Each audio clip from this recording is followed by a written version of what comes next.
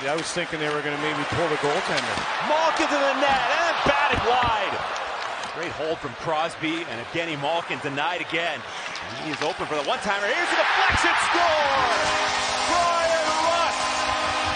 Right around the blue paint. Crosby let it fly, and it is 5-1, the Dagger tonight.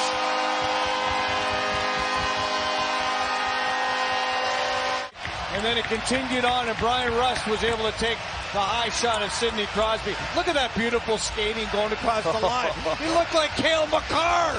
Yeah. That was incredible. Stop, Colby. The way he was able to laterally skate backwards.